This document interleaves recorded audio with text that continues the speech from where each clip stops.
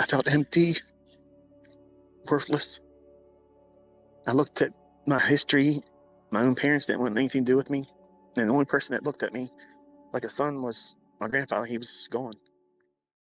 One of the questions that pop up a lot is, how did I figure all this stuff out? Where did ICT come from? What is the origin story?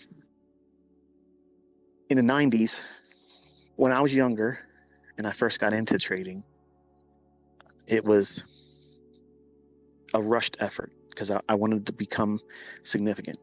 My grandfather had passed away recently, and I was lost.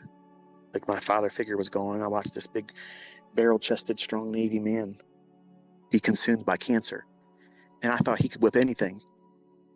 And this invisible thing that I couldn't defeat, and he couldn't defeat, and the doctors couldn't defeat, ate him alive. And while he wasn't my father,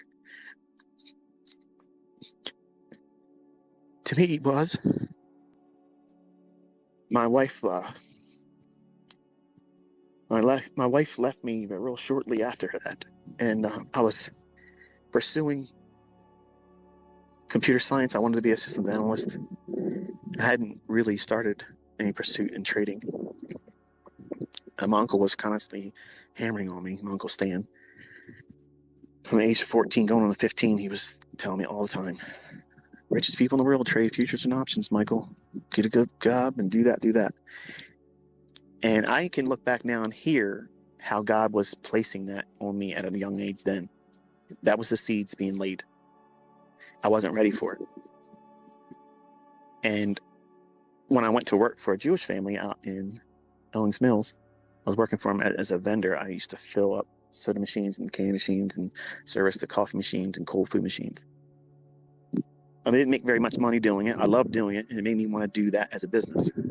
So I wanted to become an entrepreneur when I was a young man as a martial arts instructor. That's where I thought I was going to go. And then when I started lifting weights as a young teenager, I got as big as I could without steroids. And this before I started contemplating taking steroids, I wanted to join the WWF. I had a relationship start with my then first wife.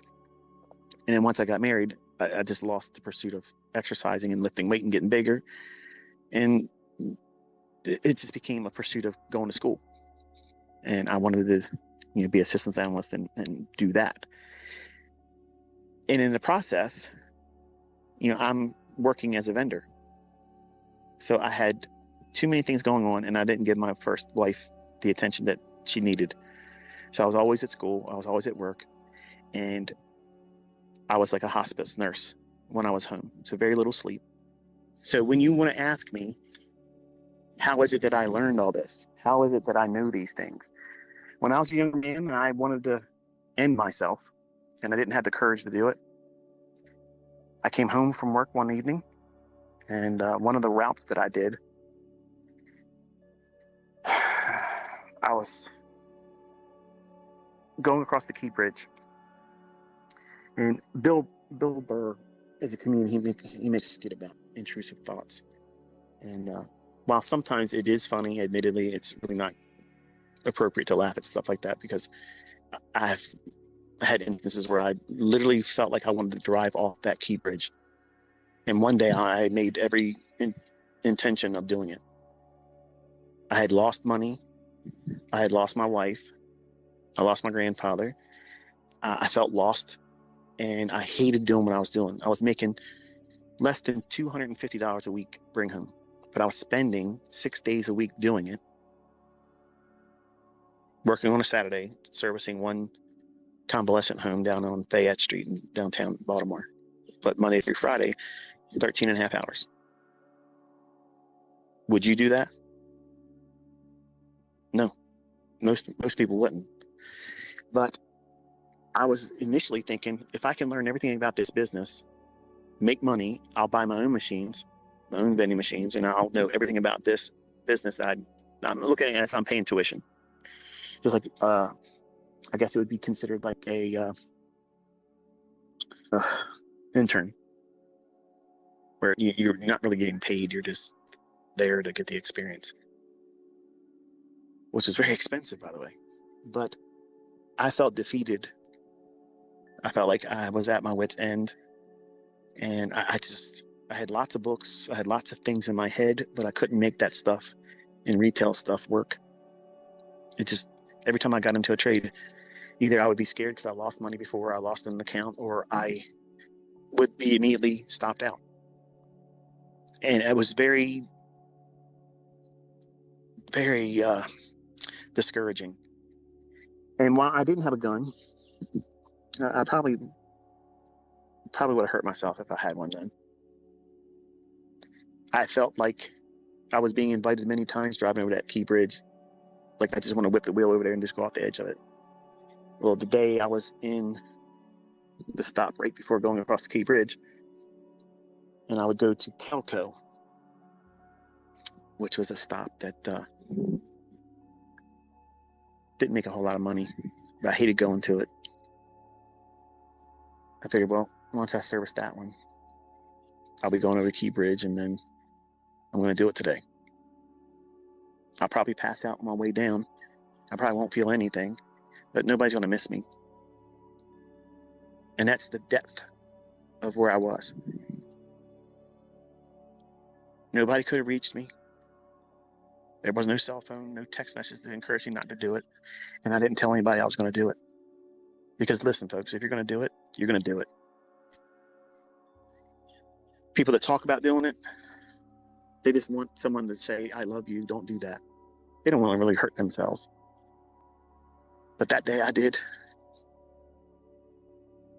I felt empty, worthless. I looked at my history. My own parents didn't want anything to do with me. And the only person that looked at me like a son was my grandfather. He was gone. I had no direction in life. And yes, I believed in God, but that wasn't enough at the time. And I needed to feel some kind of purpose, some reason to be here, because there was no reason for me to want to be here. Some said, go home and don't think about it. Drove home, numb, no radio. Didn't lift weights that day. Went in, got a shower, didn't eat. And I sat in there and I stared at my computer. I sat there, looked at all the books I bought, and remembered all the hopes I had in waiting for them to arrive. And all the trips that I drove out to Columbia, Maryland, to the Traders Library, which was I'm not even sure if it's even a place anymore. Some of you act like that I had no adversities, like it was just too easy for me. It was unfair. Everything worked out for me. You have no idea the darkest corners of where I was, where I came from. I didn't have the courage to do what I said I was going to do when I got on that bridge. But something inspired me to go home and stop thinking about that. And when I got home that evening, I pulled out the price charts, which was a weekly service that was up. I pulled out the charts, I was looking at them, and it just looked like Greek to me. Like I was disconnecting. Like I wasn't interested in it anymore.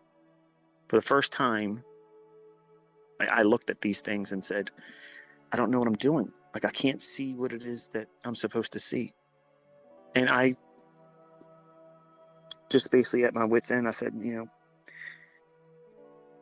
God, I never really invited you into this. But I feel broken. I feel like I have no worth.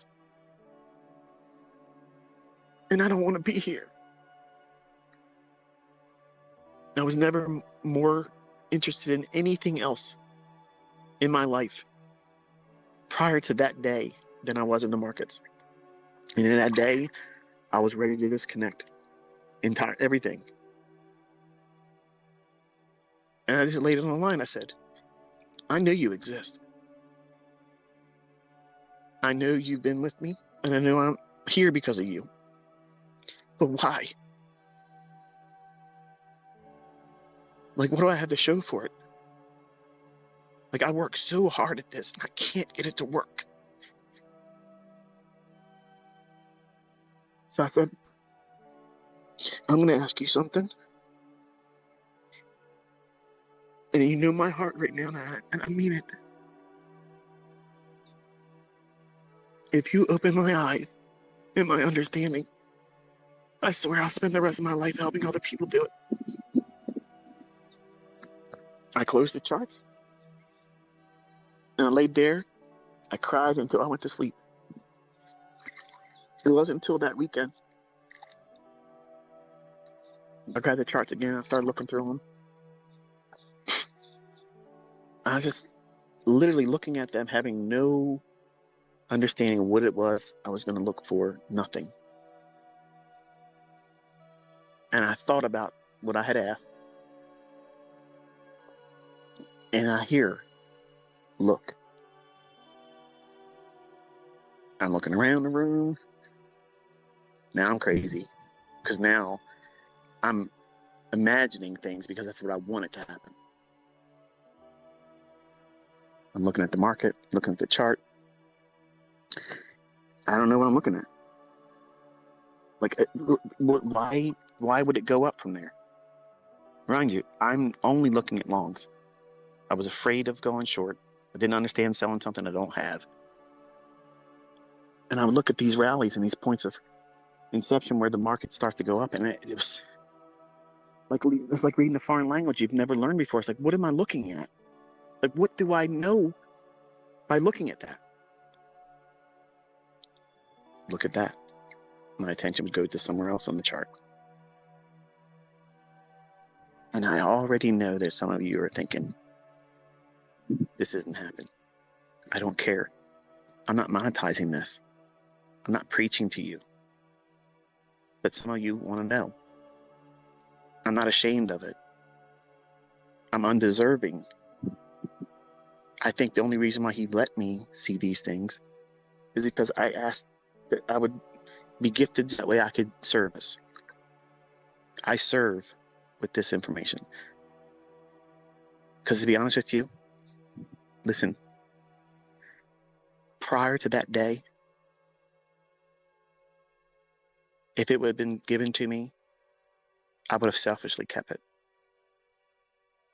You never would have learned any of this. And I would be an egotistical maniac, living a life that would just be about me.